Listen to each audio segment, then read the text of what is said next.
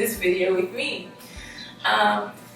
So yeah, I want to talk about how, first of all, like a little bit about the importance of feeling what you're feeling in order to be able to heal it, and how, like practically for me, how I do it, and if you have some tips, leave them down below for how we can heal and feel through pain and trauma to heal things.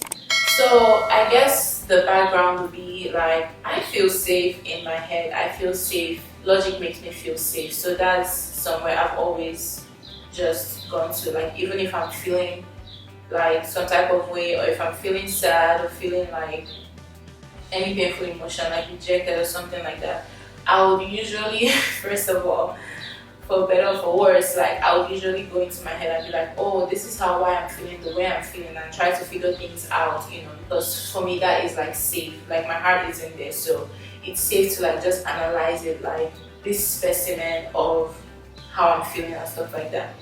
And that works for like, I guess, figuring things out and like being clear on how you're feeling, but it doesn't work if you're trying to like actually change and transition and actually heal what it is that you're feeling. If you know like things in your head and you know like, oh, this is why I'm feeling this, and somehow you still feel like you're feeling that way, it's probably because you can't reason yourself into healing. You can't reason, you can't convince yourself and be like, well, this is only this, and that's like, your heart isn't gonna heal that way. Your heart got wounded by feeling something. And in order for you to heal that wound, you have to feel that thing and then bring that healing in that place of feeling. So many, so many words. But all I'm saying is, okay, for example, for me, growing up, I've always been, seen as sensitive and emotional, and yeah, like I would cry for an ad. Like that's how sensitive I am sometimes. But it's like, I was told, like, why are you crying? Like, what's wrong? Like, whenever I cry, like, what's wrong? And like, for when people try to comfort you, like, okay, stop crying. And it made me feel like crying, that there was something wrong with crying. But when you look at children, if they feel wounded about something or hurt about something, they cry, they release that pain, and they just move on, and they just go back to playing, because that crying is a way of releasing pain. So if as we grow up, we don't let ourselves cry, then we're just holding on to pain, and that thing is just weighing us down. Like that weight is just weighing us down.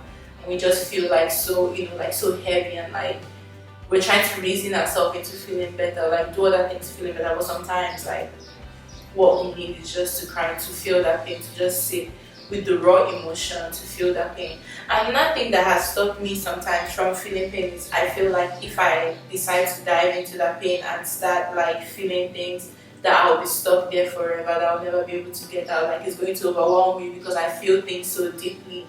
But the opposite has actually been like my experience. I felt that, okay, I've cried through this, and somehow like I feel like relief from inside.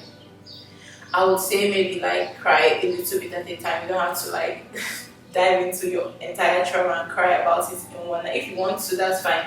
But for me, what has helped me is during my emotional healing program, one of my coaches said I should set a timer every day to feel through the pain of rejection I felt in childhood, and how I felt like not having a mother, feeling not enough or whatever. Like, so I would just set a timer. I think it was like 8:30 p.m. or something like that, and I would play instrumental music and think about how I felt as a child, and just cry and just grieve it, and just grieve the things I felt like I missed out on back then, and that really helped me. Like I did this for like maybe 3 weeks, 4 weeks, over that specific pain, or maybe 2 weeks, I don't know. It's a blow when you cry every night.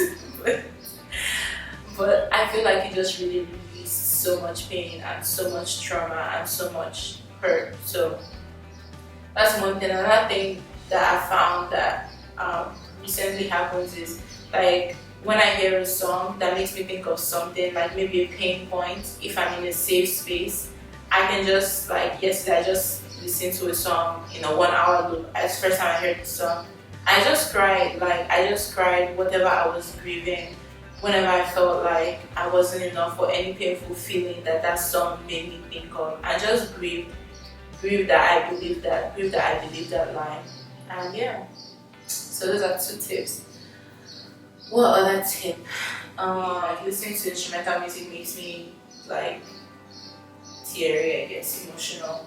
And then thinking about like, how I felt, or maybe even listening to other people's stories, and if that triggers something in you, maybe like tell your heart, which today's better video, like talking to your heart and creating a relationship with your heart. But yeah, you can like set aside time and grieve. So I think that's all I have for right now. I think that's all I have for today. Some importance of grieving, it helps you release pain, it helps you release emotion. You can create safety for yourself and just really cry things out. Yeah, I know a bunch of us feel safe in our heads, but I think we get healing when we get to our hearts. And our hearts are strong, so these are some encouragement for you that I've learned. Your heart can handle pain. Your heart is resilient, so much stronger than you know. Your heart is safe. Your heart is safer than your head, even though it feels like sometimes it isn't, and you just feel things deeply. But your heart is really strong. That's something I didn't know. That's why I always like ran to my head, because I wasn't convinced my heart was strong enough to handle. I feel like to break me and destroy me, and oh my gosh, the end of the world. Turns out I'm strong. Turns out my heart is strong. Turns out my heart can handle pain and process pain and go into pain, get lessons, get healing, and bring back healing for other people. So yeah, especially for my big feelers out there, you're probably like a world healer. So don't be afraid to go into the pain. Find people that you feel safe with. Share that. I've like told my people in my life that I'm down for like a crying session. Like if you want to just FaceTime me and grieve. If I have something to grieve, I can like cry with you.